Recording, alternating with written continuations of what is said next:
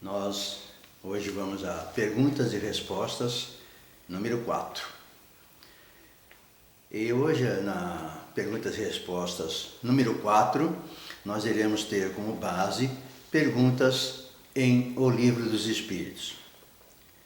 Então, quando eu disser o número, esse número representa uma pergunta contida em O Livro dos Espíritos. 649. Em que consiste a adoração? É a elevação do pensamento a Deus. Pela adoração, o homem aproxima de Deus a sua alma. Sentimento inato, como o da divindade. A consciência de sua fraqueza leva o homem a se curvar diante daquele que o pode proteger. Houve povos desprovidos de todo sentimento? Não, porque jamais houve povos ateus. Todos compreendem que acima deles sempre existiu e há um ser supremo. Essa adoração faz parte da lei natural, porque é o resultado de um sentimento inato no homem. Por isso a encontramos entre todos os povos, embora sob formas diferentes. Então, Deus sempre existiu no coração dos espíritos. Desde os primitivos, que adoravam o sol, a lua, a pedra, enfim, qualquer objeto, qualquer coisa linda que Deus criou, era uma fonte de crença, de energia, de adoração. E quando nós vamos evoluindo, nós vamos percebendo uma outra força. Mas isso após várias encarnações, e nós vamos então tendo consciência, como hoje, que existe um ser supremo, que embora não seja tocável, palpável, nós não podemos manipular assim com os dedos, mas com a alma, com o pensamento, com o coração nós podemos. E é inato porque, quando nós fomos criados, essa fé, essa crença que existe alguém que nos protege de uma forma infinita, sempre existiu dentro do nosso espírito. E é por isso que é um sentimento inato. E nós, como nós temos fraquezas por falta de evolução, nós precisamos ter um ser que nos proteja.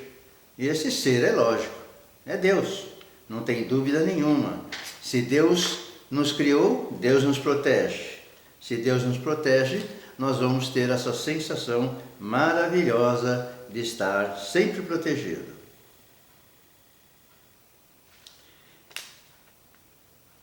Como Deus prefere que nós tenhamos por Ele essa adoração? É ainda dentro da pergunta agora 654. Deus prefere os que o adoram do fundo do coração com sinceridade, fazendo o bem e evitando o mal. Aos que pensam honrá-lo através de cerimônias que não os tornam melhores para os seus semelhantes. Todos os homens são irmãos e filhos do mesmo Deus, que chama para ele todos os que seguem as suas leis, qualquer que seja a forma pela qual se exprimam. Aquele que só tem a aparência da piedade é um hipócrita. Aquele para quem a adoração é apenas um fingimento e está em contradição com a própria conduta, dá um mau exemplo. Aquele que faz profissão da adoração ao Cristo e que é orgulhoso, invejoso e ciumento, que é duro e implacável com os outros, ou ambicioso dos bens humanos, eu vos declaro que só tem a religião nos lábios e não no coração. Deus, que tudo vê, dirá: aquele que conhece a verdade é 100 vezes mais culpável do que faz, do mal que faz, do que o selvagem ignorante, e será tratado de maneira consequente no dia do seu juízo, após retornar à vida espiritual. Se um cego vos derruba ao passar, vós o desculpais, e com razão. Não pergunteis, pois, se há uma forma de adoração mais conveniente, porque isso seria perguntar se é mais agradável a Deus ser adorado numa língua do que em outra. Digo-vos ainda, uma vez mais, os cânticos não chegam a ele senão pela porta do coração. Então, tem pessoas que usam de maldade, de interesses, não interesses de servir a Deus, não interesses de levar a palavra do Mestre, mas sim interesses pessoais, formando igrejas, seitas e tantas outras formas de arrecadar dinheiro, né? Sempre usando, aqui nós estamos falando, sempre usando Deus, fazendo com que as pessoas não tenham uma fé raciocinada de saber que Deus, sendo Pai, nós não precisamos nos afastar dele, nós não precisamos temê-lo. Primeiro, ele não vai bater em nós, ele não vai castigar nós, ele não vai fazer nada conosco a não ser convidar-nos a reencarnar e limpar, apagar com muito amor, com muita alegria e sofrimento, os erros que cometemos, as pessoas que prejudicamos. Vamos ter que ajudá-las, ampará-las e proteger. Então, a adoração mais agradável a Deus exatamente não é se preocupar com as coisas materiais, não é ser orgulhoso, não fazer uma profissão de adoração ao Cristo, mas sim simplesmente pensar: a pessoa, o espírito é muito fraco, então os erros deles vão ser perdoados. Perdoado não. Vão ter atenuantes, porque à medida como foi escrito, quanto mais nós sabemos das coisas, nós vamos ter que responder por elas. Nós sabemos o que é o bem e o mal, mas nós sabemos que nós não podemos ou devemos evitar o mal. Mas ainda estamos num caminho de erros e acertos. Então o que acontece? Acontece que nós vamos estar sempre pedindo ajuda à espiritualidade que Deus nos coloca à disposição para nos auxiliar. E nós vamos escutar, sim, essa espiritualidade. Mas para isso, precisamos querer mudar, deixar os nossos vícios de maldades, porque toda negatividade não deixa de ser uma maldade contra os outros e contra nós mesmos, né?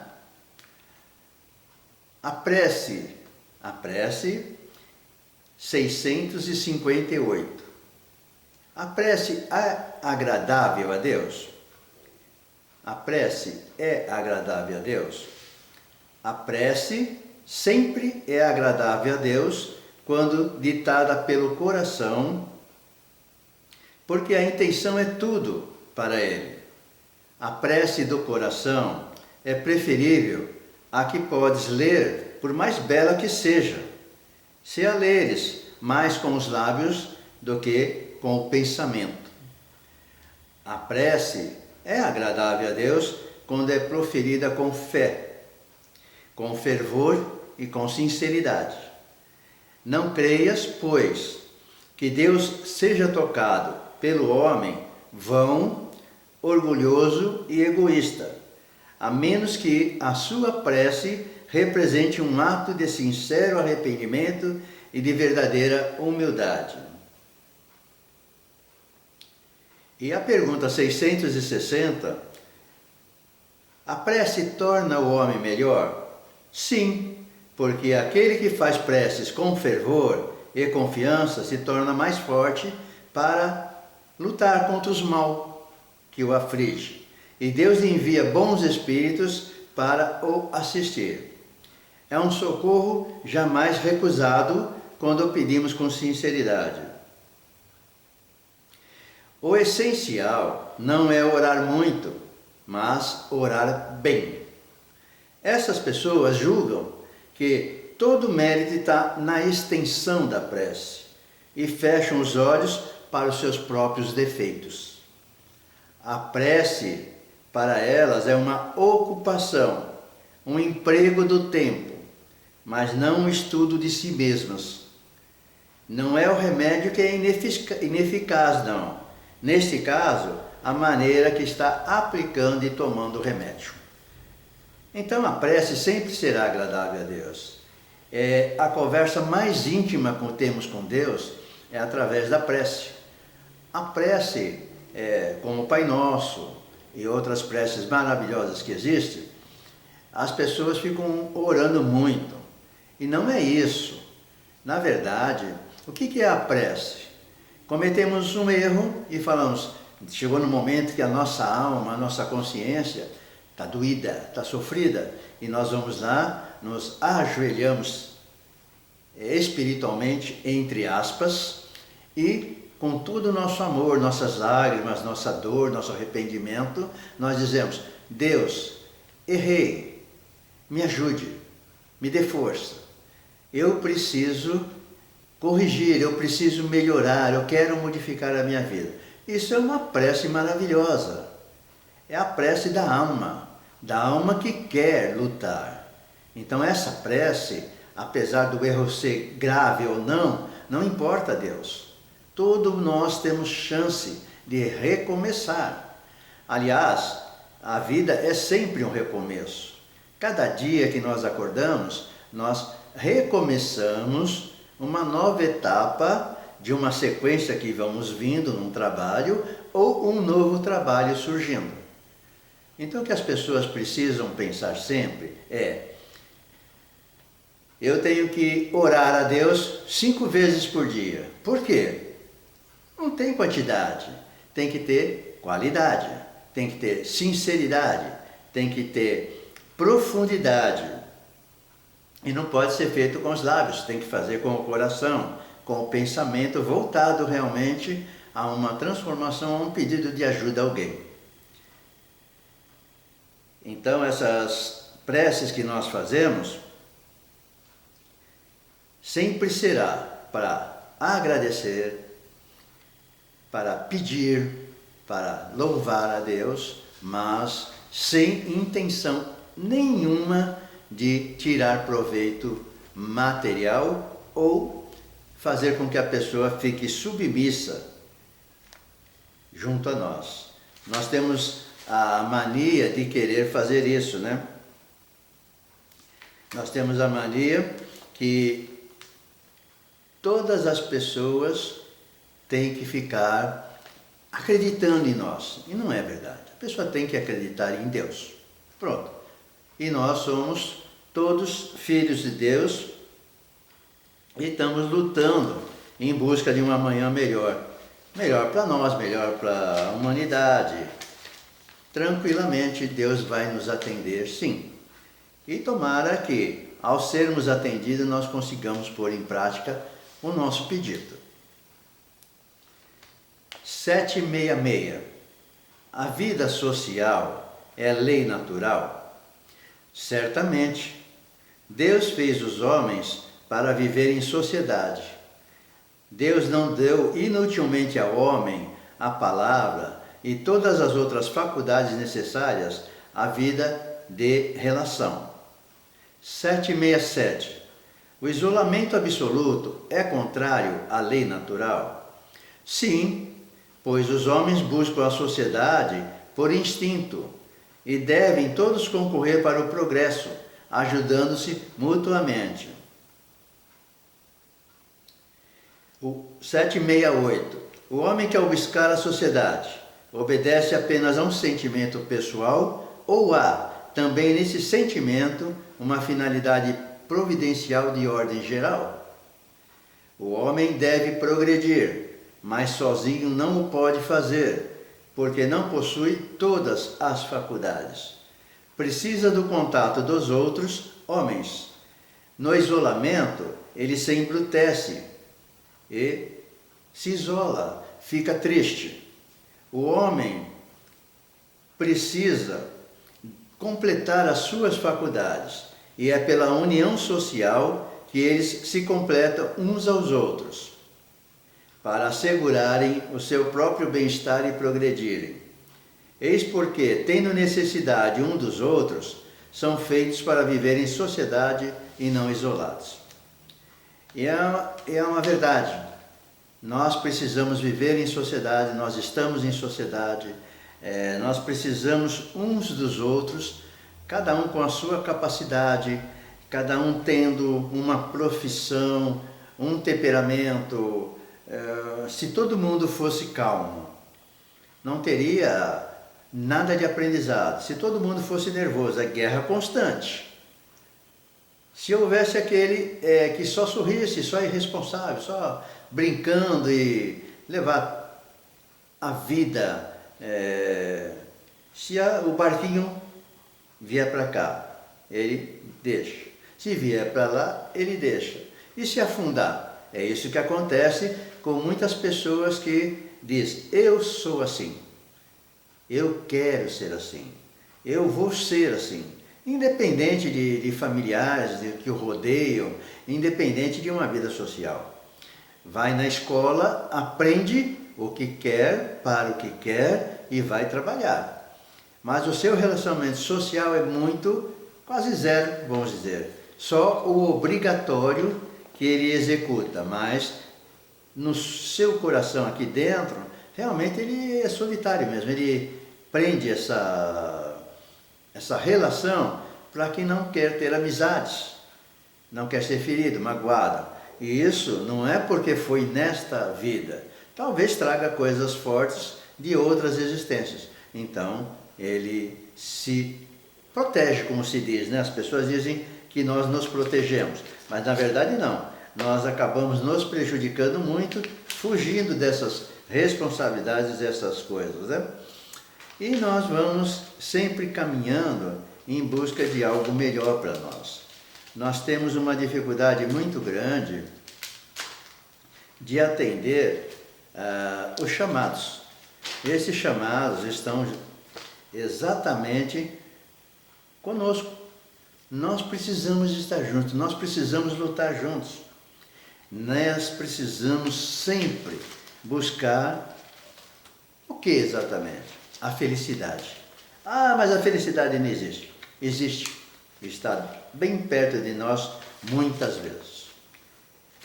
E sempre que nós pensarmos em Deus, em amor, em fraternidade, nunca deixemos de pensar. Nós não estamos juntos por acaso.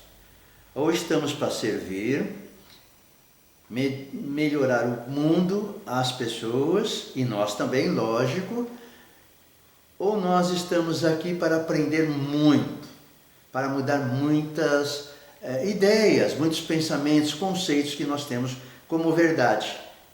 E nós precisamos se encaixar num mundo social onde todos, pelo menos, se respeitem um pouco. Não é? 785. Qual o maior obstáculo ao progresso? São o orgulho e o egoísmo.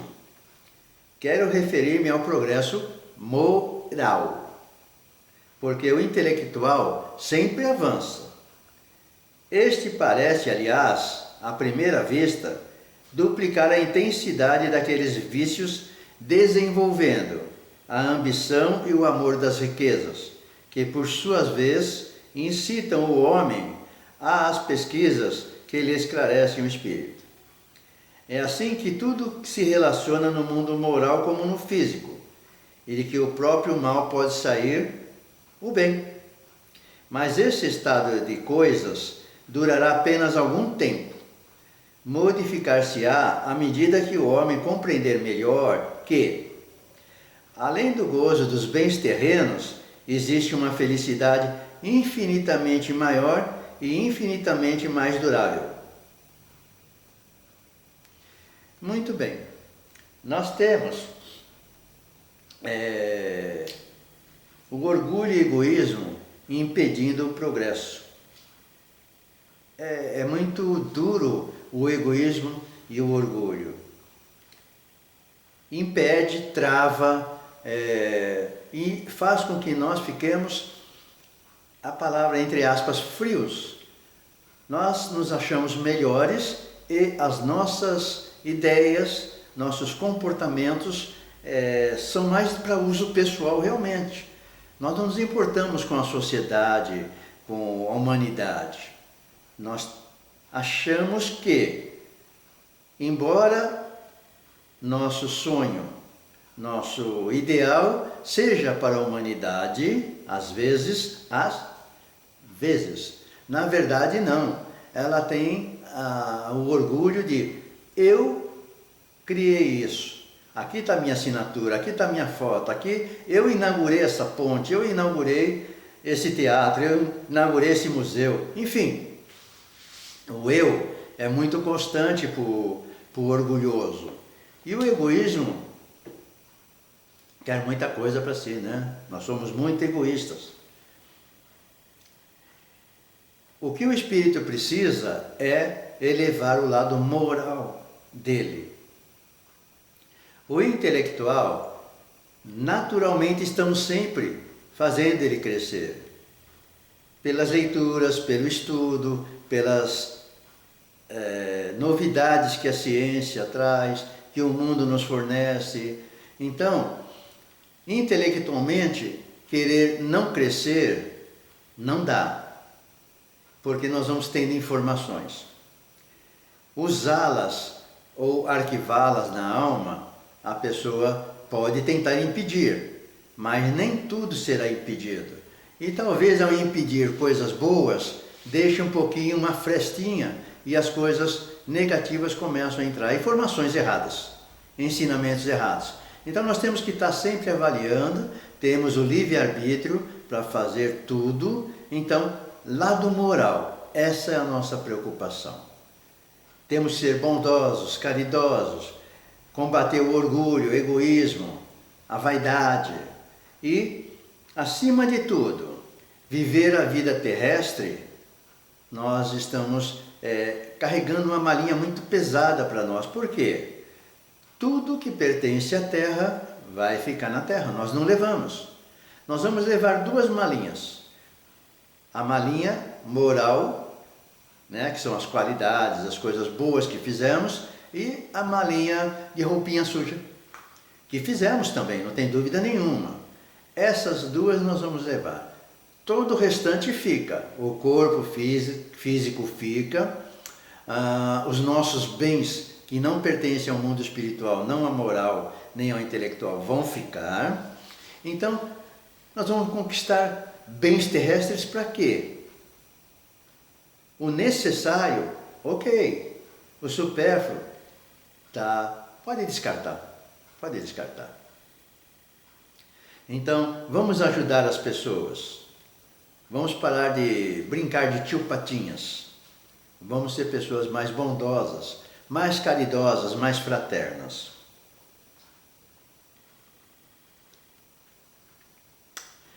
E todos nós queremos ser felizes, mas essa felicidade, quanto mais a moral cresce, mais nós nos tornamos bons, calmos, serenos, justos e, acima de tudo, nós não vamos atrapalhar o progresso.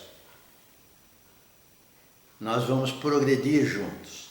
Nós vamos trazer ensinamentos, colocações, posições, recuos, não fugas, recuos, vamos chamar táticos, para deixar que as pessoas discutam o projeto que a equipe colocou. E nós vamos só escutar um pouco e depois sim vamos dar a nossa opinião, mas não imposição. Opinião é uma coisa, oposição é outra, ok? Quando nós dissermos concordamos, explique o motivo por que concorda. Quando nós discordamos, além de dizer o que discorda, tem que apresentar uma solução nova, um encaixe novo, um texto novo para que aquele projeto siga em frente. Então, ajudar o progresso é ter bom senso, ter sabedoria, ter humildade e, acima de tudo, querer servir a Deus e a humanidade. Então, a perguntas e respostas 4 fica por aqui hoje. Tá bom?